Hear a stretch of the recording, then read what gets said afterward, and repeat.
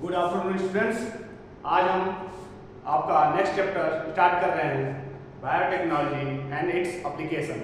इससे पहले हमने आपको पढ़ाया था पहले कि बायोटेक में कैसे हमने जेनेटिक मॉडिफाइड ऑर्गेनिज्म बनाया था। अब उसकी हम एप्लीकेशन देखने वाले हैं इस स्लाइड पे, ठीक है। आज हम पढ़ेंगे जेनेटिक इंजीनियरिंग का क्या हम उपयोग करके कैसे जेनेटिक मॉडिफाइड ऑर्गेनिज्म बनाया था जो हमने, उसका क्या आगे इस्तेमाल है वो हम पढ़ेंगे। तो आइए हम नेक्स्ट स्टार्ट करते हैं अपना biotech and its application.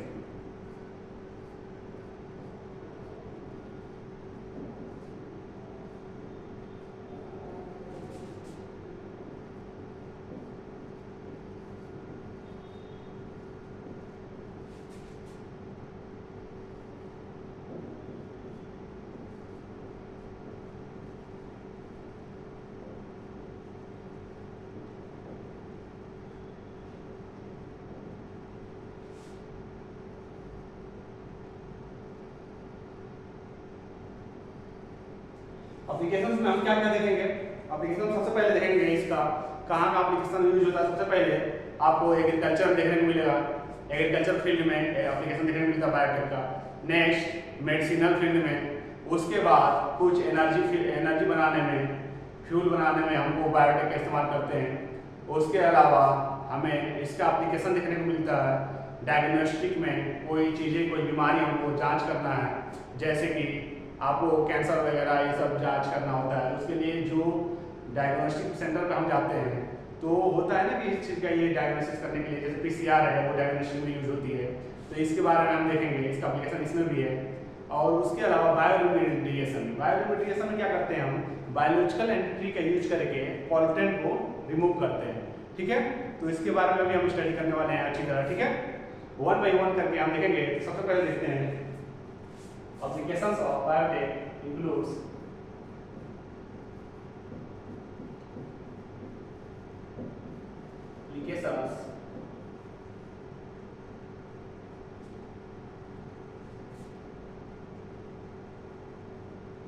applications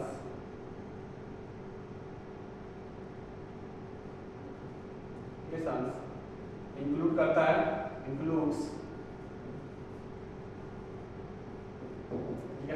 देखते हैं। तो सबसे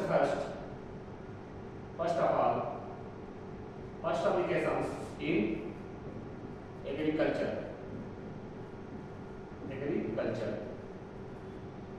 फील्ड में हम देखेंगे इसका एप्लीकेशन कैसे एग्रीकल्चर में हेल्प करता है बायोटेक, ठीक है। एग्रीकल्चर में हम बनाएंगे पिटी कॉटन, ये सब जितने भी है हमारे कॉटन प्लांट को डिजीज ना करे, इसके बारे में बनाएंगे। उसके बाद नेक्स्ट हम देखेंगे थेरेपीटिक्स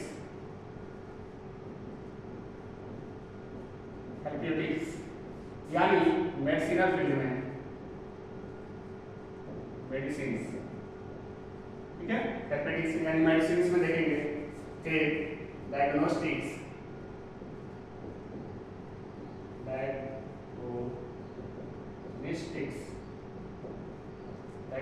में देखेंगे हम क्या क्या डायग्नोस करके, ठीक है। उसके बाद एनर्जी यानी कि फ्यूल प्रोडक्शन, एनर्जीज यानी बायोफ्यूल, ठीक है। And the last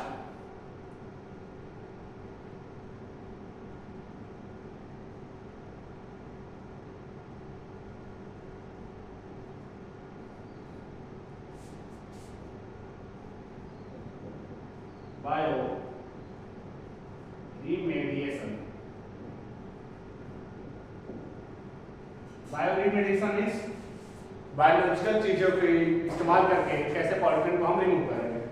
removal of pollutants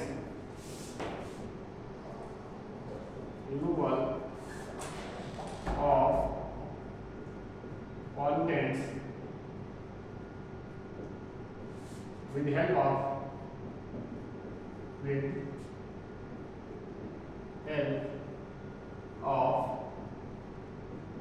biological entities।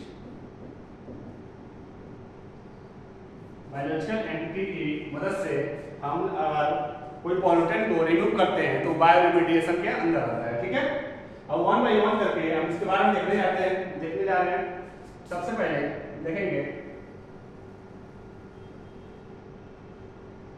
ठीक है, सबसे पहला एप्लीकेशन हम स्टार्ट कर रहे हैं, applications of biotech in agriculture. Applications in agriculture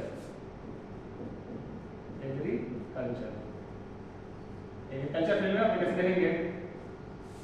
mainly 3 methods हैं एग्रीकल्चर में, हमें अपने एग्रीकल्चर फील्ड में 3 मेथड्स हैं अपने प्रोडक्शन को बढ़ाने के लिए। सबसे पहला method agrochemical based agriculture. Agrochemical based agriculture में हम क्या करते थे, केमिकल के यूज से अपनी प्रोडक्टिविटी को बढ़ा रहे थे। जैसे हमारी ग्रोथ हो रहा है, सॉइल फर्टिलाइजर के लिए हम केमिकल फर्टिलाइजर यूज करते थे। एंड जो कोई इंसेक्ट अगर हमारे सॉइल को फसल को खराब कर रहा है तो उसके लिए हम पेस्टिसाइड, केमिकल पेस्टिसाइड यूज करते थे, केमिकल इंसेक्टिसाइड यूज करते थे। जैसे हमारी कोई फसल है, गेहूँ हो, बाजरा हो, उस पर कोई कीड़ा लग गया तो उसको मारने के लिए हम क्या करते थे, केमिकल पेस्टिसाइड यूज करते थे।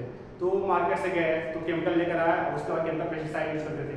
फिर सेकेंड है, दूसरा नंबर पे आपका आएगा ऑर्गेनिक फार्मिंग। ऑर्गेनिक फार्मिंग क्यों? क्योंकि केमिकल जो थे वो हमें बहुत ज़्यादा नुकसान पहुँचाते थे हमारी बॉडी को, और केमिकल लाने के लिए उसमें इनकम भी लगता था, यानी कि पैसे भी लग रहे हैं और हमारी बॉडी को केमिकल नुकसान का हार्म कर रहा है। और केमिकल फर्टिलाइजर भी हमारे लिए हार्म कर रहा है, जैसे केमिकल फर्टिलाइजर यूरिया है वो हार्म कर रहा था।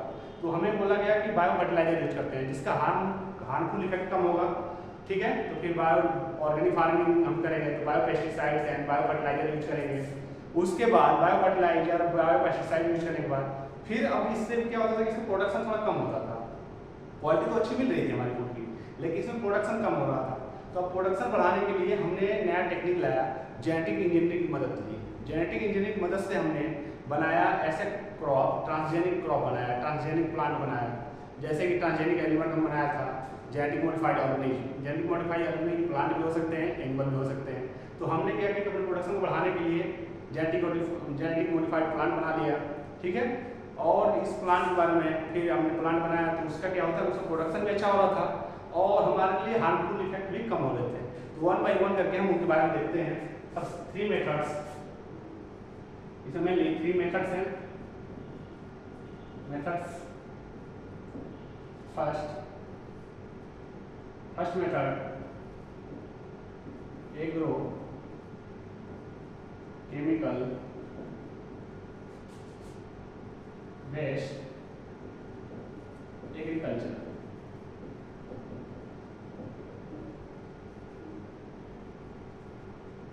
केमिकल बेस्ड एग्रीकल्चर, इसमें क्या है कि हम केमिकल की मदद से एग्रीकल्चर कर रहे हैं। तो इसका फायदा क्या था, प्रोडक्शन बहुत ज्यादा हो रही थी। इसमें production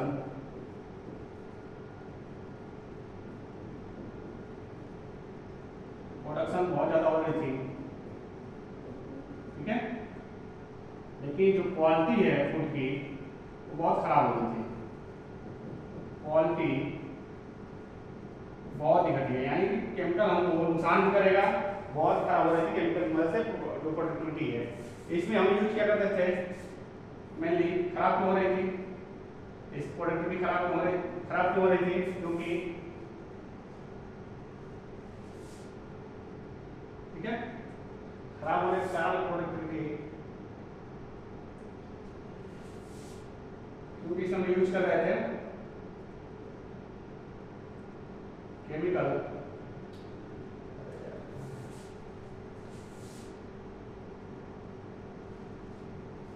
pesticides,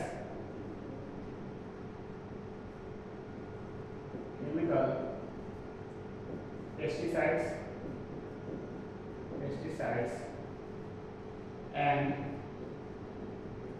chemical fertilizer.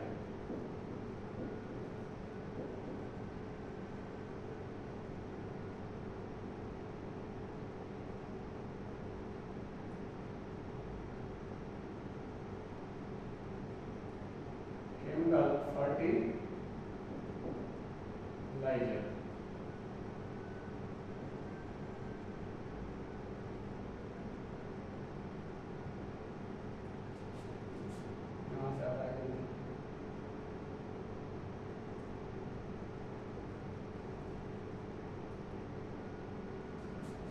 Chemical fertilizer use करते हैं, ठीक है।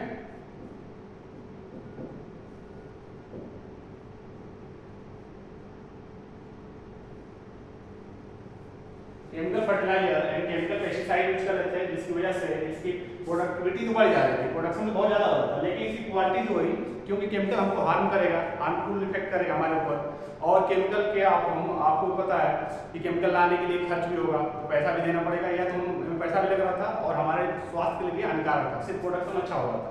तो हमने क्या किया कि बताया कि आप करें ऑर्गेनिक फार्मिंग। ऑर्गेनिक फार्मिंग हम bio pesticides and bio fertilizer का यूज करेंगे। Second, organic farming.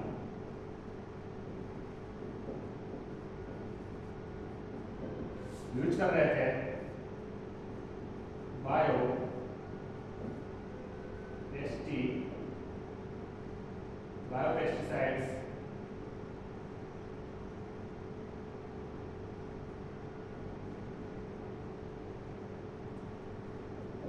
Pesticides and bio fertilizer.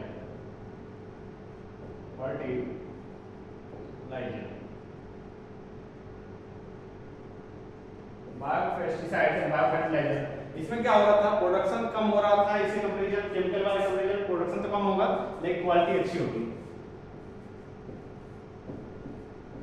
Production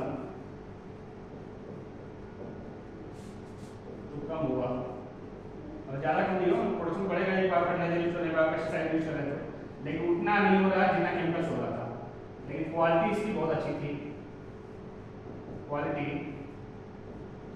बहुत अच्छी थी, ठीक है। आपको पता है कि आप जाओगे अगर मार्केट में कुछ सामान लेने, तो जिस पे लिखा होता है जिस प्रोडक्ट पे कि organic product, purely organic product, तो वो आपको महंगा मिलता है। महंगा मिलने का कारण क्या है, क्योंकि उसका प्रोडक्शन कम मिल रहा है, प्रोडक्शन कम हो रहा है, तो किसान को नुकसान होगा, नुकसान है, तो इस वजह से उसकी रेट ज़्यादा हो रही है, लेकिन उससे फायदा क्या है, हमारे स्वास्थ्य में अच्छा है कि हमें बीमारियाँ नहीं होगी, बीमारी कॉज नहीं होगा। केमिकल लेंगे, केमिकल फर्टिलाइजर यूज करेंगे तो प्रोडक्शन तो अच्छा है, लेकिन हमारे स्वास्थ्य को हार्म कर रहा है। तो सबसे बेस्ट हमारे लिए क्या है, स्वास्थ्य हमारा अच्छा होना चाहिए, तो इसलिए हम आज इसमें क्या करते हैं, बायो फर्टिलाइजर यूज करते हैं, बायो पेस्टिसाइड। अब इनसे क्या होता है, सब प्रोडक्शन कम है, तो हमें जरूरत पड़ी जेनेटिक इंजीनियरिंग की मदद की। तो हमने जेनेटिक इंजीनियर से हमने क्या किया कि जेनेटिक मॉडिफाइड क्रॉप बनाया। जैसे कि पहला आप जेनेटिक मॉडिफाइड क्रॉप में आप देख सकते हो कि हमने बनाया था विटामिन राइस के लिए विटामिन ए रिच, हमें जो चाहिए था वो मतलब ए रिच राइस बनाया था। तो ऐसे वन बाय वन कर पड़ेगा नहीं, पहले देख लेते थर्ड वाला ये लिख देते हैं,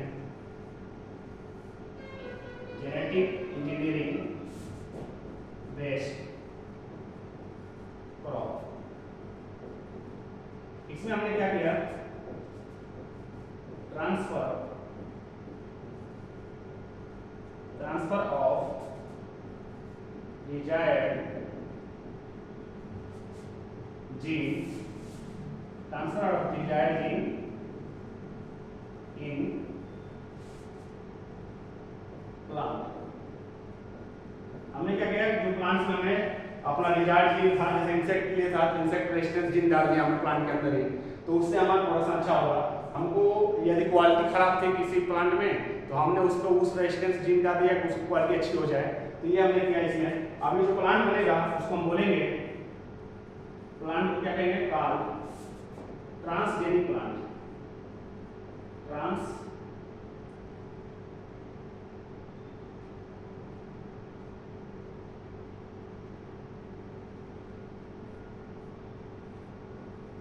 ट्रांसजेनिक प्लांट, ठीक है। अब हम लास्ट में इसमें क्या होता है, इसमें प्रोडक्शन भी अच्छा था, क्वालिटी भी अच्छी थी, प्रोडक्शन भी अच्छा है एंड क्वालिटी भी अच्छी है, ठीक है। इसमें देखो प्रोडक्शन भी अच्छा होगा, क्वालिटी भी इसकी अच्छी होगी। तो अब हम लास्ट ये जो एप्लीकेशन है जेनेटिक मॉडिफाइड बेस्ड क्रॉप, इसकी हम एप्लीकेशन देखने वाले हैं नेक्स्ट स्लाइड में, ठीक है। नेक्स्ट स्लाइड में हम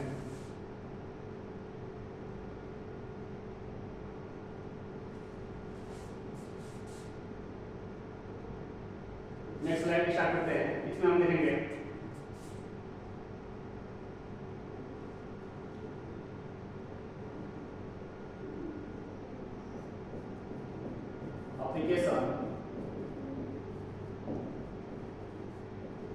applications of genetic modified plants। तो हमने जेनेटिक मॉडिफाइड प्लांट बनाया, लेकिन अब क्यों बनाया अब वो हम देखने वाले हैं। जेनेटिक मॉडिफाइड प्लांट में हम कैसे बनाएंगे और क्यों बनाया ये हम देखने वाले हैं। इसमें हम क्या करते हैं कि सबसे पहले आप देखिए एग्जांपल देख लीजिए। हम इसमें क्या करेंगे, ये जैसे कोई हमारा प्लांट है, ठीक है, नॉर्मल प्लांट था, नॉर्मल प्लांट, ये नॉर्मल प्लांट है। अब इसमें क्या था, ये कोई प्लांट है, इस पे इंसेक्ट रेजिस्टेंस, पहला एग्जांपल लिख लीजिए, पहला लिख लीजिए एप्लीकेशन, फर्स्ट एप्लीकेशन डाल दीजिए क्योंकि ऐसे टाइम मिलेगा। First application first,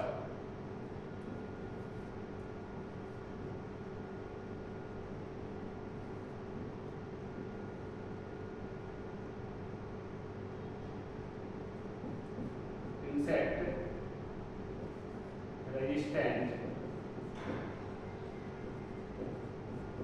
resistant plant।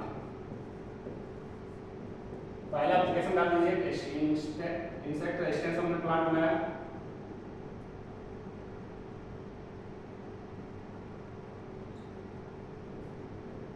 Insect resistance plant बनाया, तो इसमें हम क्या करेंगे, और कोई इंसेक्ट है इस पे, मान लो एक हमारा नॉर्मल प्लांट है, इसके ऊपर ये इंसेक्ट आया, इंसेक्ट इसके लीफ को खा जा रहा है, इसके लीफ को खराब कर रहा है, मतलब बहुत लीफ को खराब किया जा रहा है, इंसेक्ट आ रहा है इसके लीफ को हार्म कर रहा है। तो हम क्या करेंगे, इंसेक्ट इसके लीफ को हार्म कर रहा है, तो हम क्या करेंगे, जो नेक्स्ट प्लांट होगा उसके अंदर जीन ट्रांसफर कर देंगे, इंसेक्ट रेजिस्टेंस जीन, ठीक है। अब क्या करने वाले हैं, ये ट्रांसफर करेंगे insect resistant gene, insect resistant gene हम ट्रांसफर करेंगे इसमें। जो नया प्लांट आएगा, न्यू प्लांट है, इसको हम बोलेंगे ट्रांसजेनिक प्लांट, क्योंकि इसमें हमने जीन डाल दिया। अब जीन डाला, इस वजह से ट्रांसजेनिक हो जाएगा। ये प्लांट आया, इसमें इसको हम बोलेंगे ट्रांसजेनिक प्लांट, ट्रांसजेनिक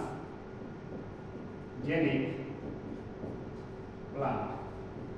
और genetic modified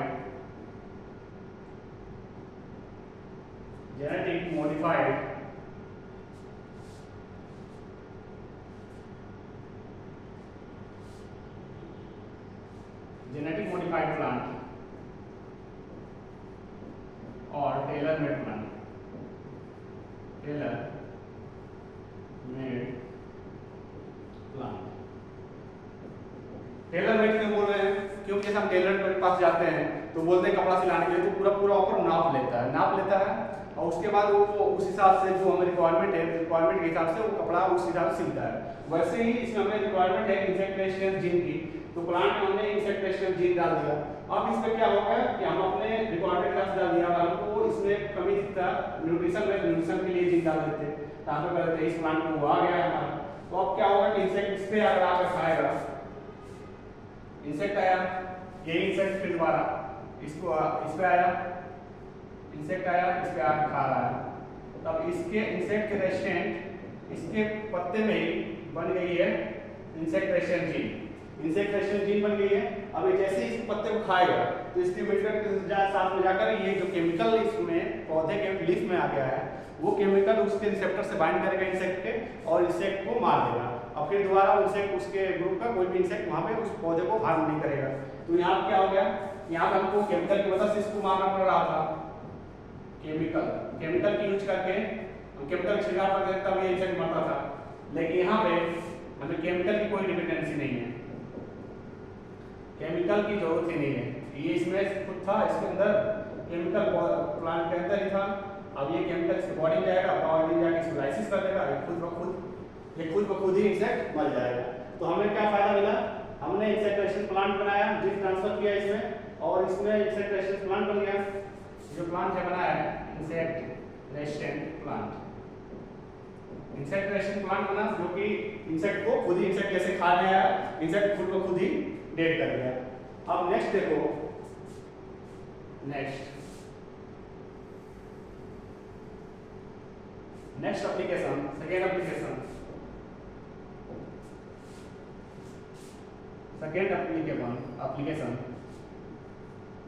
to increase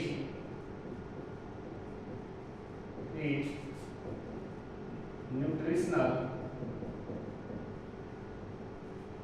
quality. Nutritional quality के लिए हमने नेक्स्ट एप्लीकेशन देखा। न्यूट्रिशनल क्वालिटी किसमें? बासमती राइस में। वो राइस का जैसे ज़्यादा लोग राइस खाना प्रेफर करते हैं तो उसमें न्यूट्रिशन क्वालिटी कम थी, तो हमने क्या किया कि उसमें न्यूट्रिशन क्वालिटी वाले जिसमें अच्छा न्यूट्रिशन हो तो हमने वो इंजेक्ट कर दिया प्लांट के अंदर। जैसे प्लांट के अंदर हमने न्यूट्रिशन वाला इंजेक्ट किया तो उसमें फिर अच्छी क्वालिटी होने लगी, तो उनको लिए बेनिफिट हो जाएगा। तो इसमें क्या था, इसका बेस्ट एग्जाम्पल है बासमती राइस का, यानी गोल्डन राइस। उसे हम गोल्डन राइस बोलते हैं, जो विटामिन ए रिच होती है। ठीक है, तो इसका एग्जाम्पल लिख लीजिए। बहुत बार क्वेश्चन आता है आपके नीट में, बहुत बार, यानी कि इसमें स्टार पे स्टार मार लीजिए आप, बहुत सारे स्टार, बहुत सारे क्वेश्चन आते हैं। ठीक है, एग्जाम्पल गोल्डन राइस, इसमें क्या होता है? विटामिन ए रिच होती है, विटामिन ए रिच। इसमें विटामिन ए की मात्रा ज्यादा होती है। विटामिन ए क्या करता है हमारे लिए, आपको पता ही है, विटामिन ए हमारे आंखों की रोशनी बढ़ाता है। तो ये विटामिन ए कहाँ से आता है? इसका प्रिकर्सर क्या होता है? Beta carotene. इसमें हमने क्या किया था, प्लांट के अंदर बीटा कैरोटीन की जीन डाल दिया, उसकी वजह से बीटा कैरोटीन उसमें बन गया चावल में। अब वो चावल जो होता है, मतलब बीटा कैरोटीन, वो विटामिन ए का प्रिकर्सर है, तो उसके बाद फिर विटामिन ए बन जाएगा। तो हम देखिए क्या करते हैं इसमें। सबसे पहले जो पहला प्लांट था, नॉर्मल प्लांट बासमती का,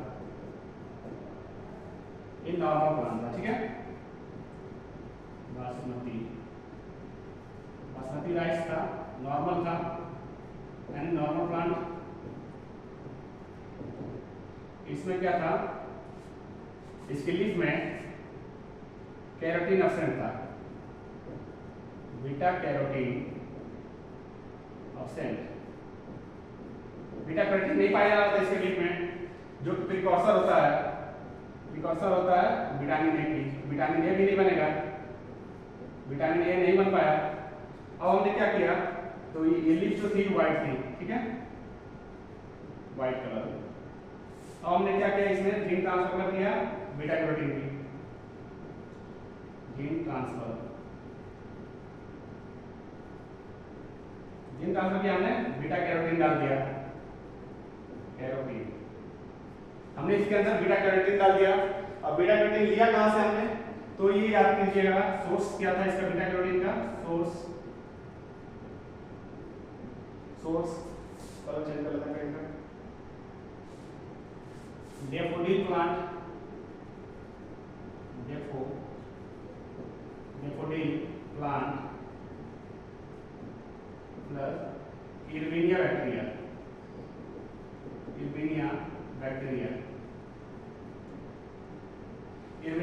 और डैफोडिल प्लांट से हमने बीटा कैरोटीन लिया। अब उसको हम क्या करेंगे, प्लांट के अंदर ट्रांसफर कर देंगे, और प्लांट के अंदर ट्रांसफर करेंगे तो उसमें नेचुरली पाई जाएगी आपकी बीटा कैरोटीन, जो कि विटामिन ए को फिर बना देगी।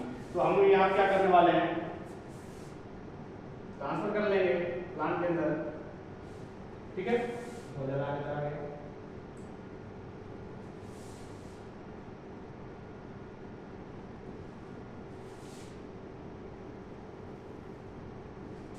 अब हमने क्या किया, नया इस प्लांट के अंदर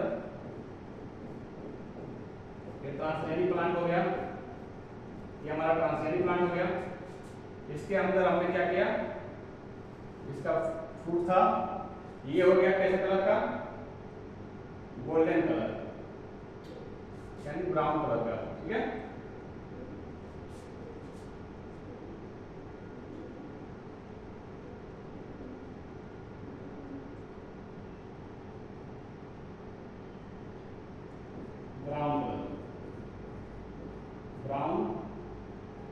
ब्राउन कलर का हो गया। ठीक है, यानी गोल्डन कलर का। तो इसमें क्या पाया जा रहा है, brown colour, beta carotene present है, carotene present. Beta carotene present है, तो अभी आपको हमने बताया था बीटा कैरोटीन होती है प्रिकर्सर ऑफ विटामिन ए, तो अभी क्या बनाएगी, विटामिन ए बना देगी। बीटा कैरोटीन बन जाएगा विटामिन ए। अब इससे हमने क्या किया कि इस प्लांट की जो इसमें चावल था ये ब्राउन कलर का दिखेगा, ये चावल हमको व्हाइट कलर का दिख रहा था, जिसमें बीटा कैरोटीन एब्सेंट थी, विटामिन ए नहीं मिल रहा था, तो हमारी न्यूट्रिशन हमको प्रॉपर नहीं मिल पा रही थी। तो न्यूट्रिशन को बढ़ाने के लिए हमने क्या किया कि इस प्लांट के अंदर डाल दिया हमने बीटा कैरोटीन की जीन। अब बीटा कैरोटीन की जीन डाला जैसे ही हमने, तो बीटा कैरोटीन बन गई इसमें, और ये ब्राउन हो गया कलर का, और इसमें विटामिन ए बन गई, मिल रही है, जिसकी वजह से हमारी न्यूट्रिशनल क्वालिटी बढ़ जा रही है। ठीक है, अब इसका नेक्स्ट एप्लीकेशन में हम जाते हैं। यहाँ तो आप नोटिस कर चुके होंगे नेक्स्ट एप्लीकेशन। ठीक है, थर्ड एप्लीकेशन देखिए।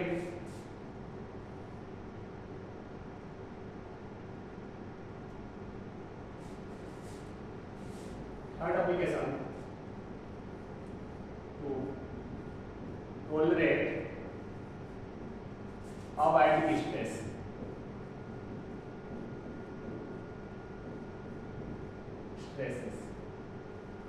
प्लांट कैसा होना चाहिए, जो अबायोटिक स्ट्रेसेस को टॉलरेट कर सके, यानी कि यदि हमारा मतलब कि ज्यादा कोल्ड है तो उसको सह सके, कोई ड्रॉट आ गया, कभी सूखा हो गया अचानक, तो उसको भी टॉलरेट कर सके, ऐसा प्लांट बनाना चाहिए। अबायोटिक स्ट्रेस को मेंटेन करने के लिए, टॉलरेट करने के लिए वैसा प्लांट बनाएंगे। ड्रॉट हो गया, सूखा हो गया, हाई टेम्परेचर हो गया, हाई सैलिनिटी को बना ले, मतलब टॉलरेट कर ले, हाई वाटर कंडीशन को टॉलरेट कर ले, तो टॉलरेट करें अबायोटिक स्ट्रेस, जैसे कि कोल्ड, ड्रॉट, कोल्ड हो गया, ड्रॉट हो गया, हाई टेम्परेचर हो गया, हाई टेम्परेचर, सैलिनिटी, ठीक है, इसको टॉलरेट कर सके। ठीक है, अब इसमें हमने क्या किया था, जैसे यहाँ जीन ट्रांसफर कर रहे थे वैसे ही हम यहाँ भी जीन ट्रांसफर करेंगे, प्लांट लेंगे, प्लांट में जीन ट्रांसफर कर देंगे। तो प्लांट लिया नॉर्मल प्लांट, ये नॉर्मल प्लांट था। ठीक है, ये ज्यादा सूखा कंडीशन में, जैसे मान लो यहाँ पे ड्रॉट आ गया, ड्रॉट यानी सूखा आ गया, तो सूखा में ऐसा जीन डालेंगे जो कि जीन हमें जीन ट्रांसफर करेंगे जो कि हाई टेम्परेचर पे रह सके, survival to high temperature, high temperature, high temperature में रह सके।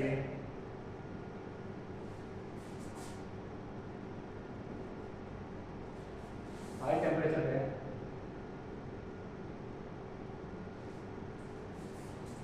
ठीक है,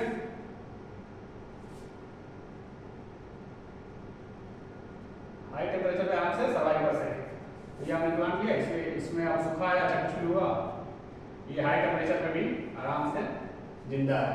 ठीक है, ये प्लांट हाई टेम्परेचर जिंदा है क्यों, क्योंकि हमने जीन ट्रांसफर कर दिया हाई टेम्परेचर वाला, तो हाई टेम्परेचर सहने के लिए इसमें हमने जीन ट्रांसफर किया, वो हाई टेम्परेचर सर्वाइव कर रहा है। और नेक्स्ट एप्लीकेशन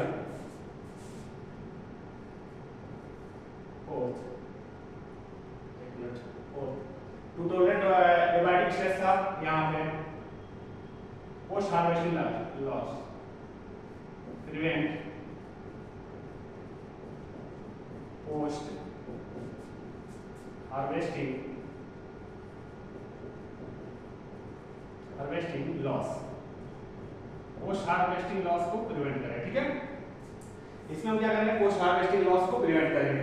अब कैसे करेंगे, इसका एग्जांपल है सबसे best flavour saver tomato. NCERT ने आपका एग्जांपल नहीं दिया है, फ्लेवर सेवर टोमेटो इसका एग्जांपल है बेस्ट, जो कि क्वेश्चन आता रहता है इसमें, कई बार आ चुका है, तो ये याद रखिएगा। Example flavour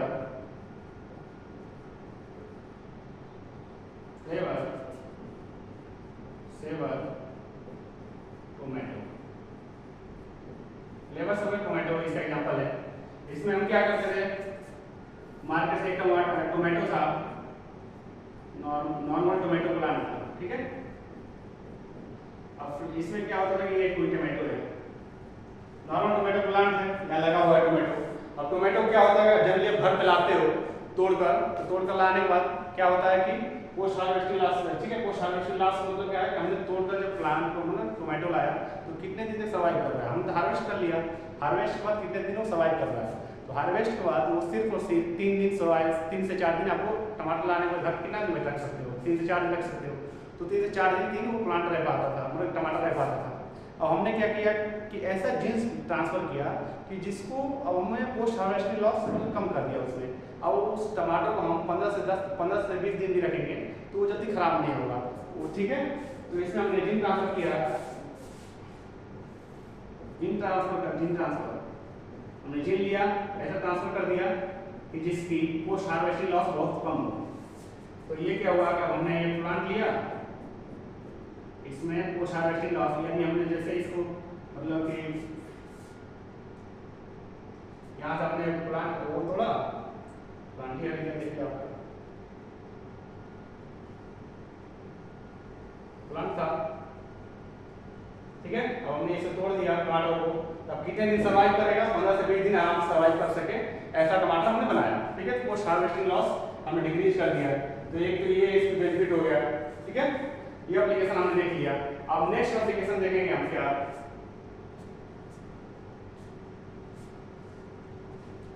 next efficient use of mineral by plant. कोई प्लांट है एफिशिएंटली यूज करे मिनरल का, जो हमारे ग्राउंड में मिनरल वो ऑलरेडी कम पाए जाते हैं, और उसके बाद कोई ऐसा प्लांट हो अचानक बहुत ज़्यादा मतलब मिनरल यूज करता जाए, आज यूज की जरूरत है उसकी 2 ही ग्राम हो, आज यूज कर रहा है वो 10 ग्राम 20 ग्राम, तो वो जल्दी ही हमारे जो सॉइल है उसकी फर्टिलिटी को लॉस कर देगा।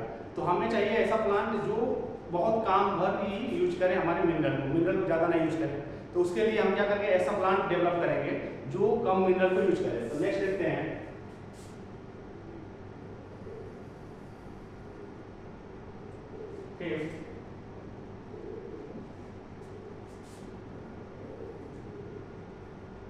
efficient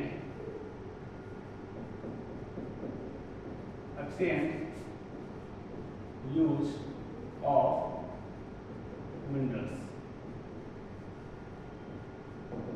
इसमें efficient यूज करेगा मिनरल का, ठीक है। अब हमारे पास एक प्लांट है, प्लांट यानी ब्लू से बना रहा हूँ, ब्लू से बना रहा हूँ, ठीक है।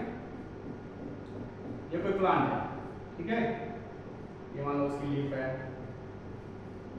फ्रूट वगैरह कुछ बना लो, ठीक है।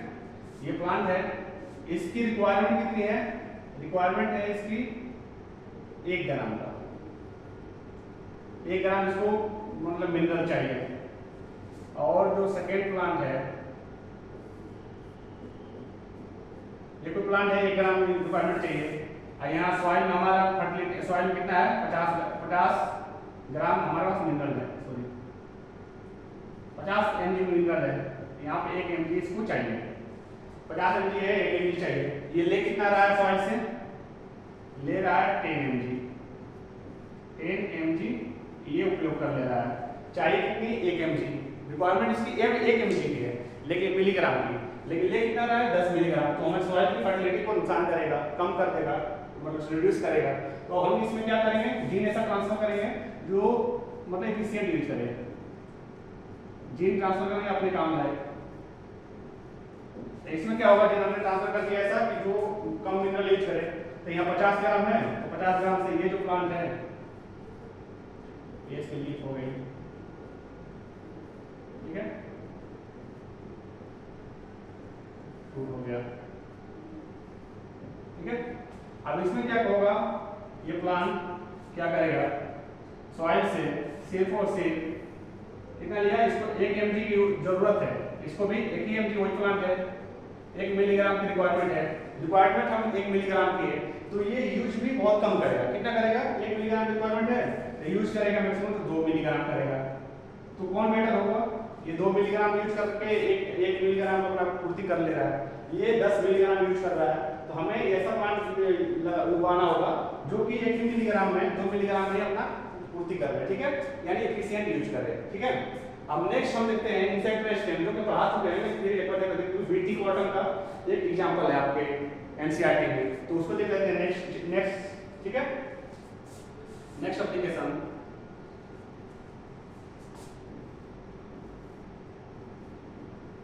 इंसेक्ट और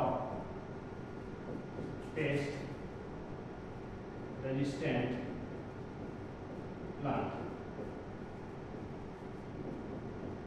इंसेक्टोफेज प्लांट में ऐसा ही था, मान लो इंसेक्ट को खा रहे हैं, इसमें हमने जीन ट्रांसफर कर दिया इंसेक्ट और इंसेक्ट जीन ट्रांसफर करने के बाद क्या हुआ कि ये प्लांट जो है इसको अब फिर इंसेक्ट नहीं खा पा रहे हैं, हमारा प्लांट बच जा रहा है। तो इसमें मेन एग्जांपल है आपका, इसमें यूज हम करते हैं कौन सा, बीटी कॉटन बनाते हैं बैसिलस रेडियोसिस बैक्टीरिया यूज करके, यूज करती है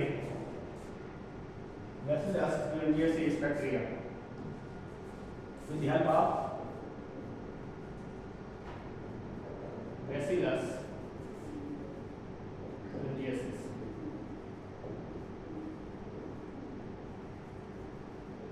Bacillus radiasis बैक्टीरिया यूज करके हमने बहुत सारे प्लांट बनाया है, बीटी प्लांट, बीटी कॉटन बनाया है, बीटी ब्रिंजल बनाया है। इससे क्या होता है कि इनकी इंसेक्ट रेजिस्टेंस भी होता है, पेस्ट रेजिस्टेंस भी होता है। तो सबसे अच्छा एग्जांपल इसमें है, सबसे दो एग्जांपल आप याद करिएगा जो कैटेगरी में बहुत मार्क किया हुआ है। कॉटन बॉल के अंदर दिखा गया है cotton boll worm,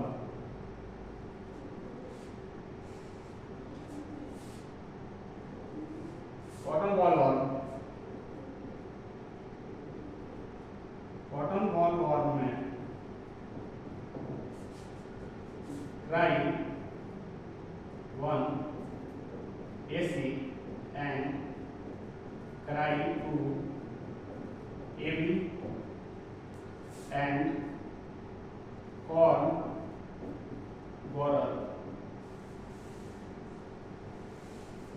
corn borer में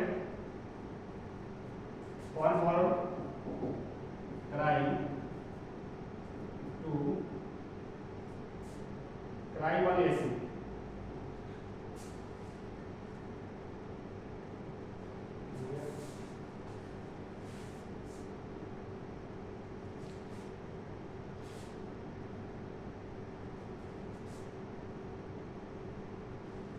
क्राई 1 AB यूज करें, ठीक है। ये एग्जांपल है, बहुत ज्यादा आप पूछे जाते हैं इसमें बीटी कॉटन के बारे में। मेनली यहाँ तक आप पढ़ के आइएगा, नेक्स्ट क्लास में हम इससे आगे बढ़ाने वाले हैं, ठीक है। आगे मेडिसिनल में देखिए कितना इसका एप्लीकेशन है, 1 by 1 आगे, ठीक है। आप अच्छी तरह यहाँ तक पढ़ कर आइएगा, सब कुछ भी डाउट हो तो पूछ लीजिएगा ऑनलाइन ही, ठीक है बेटा, बाय।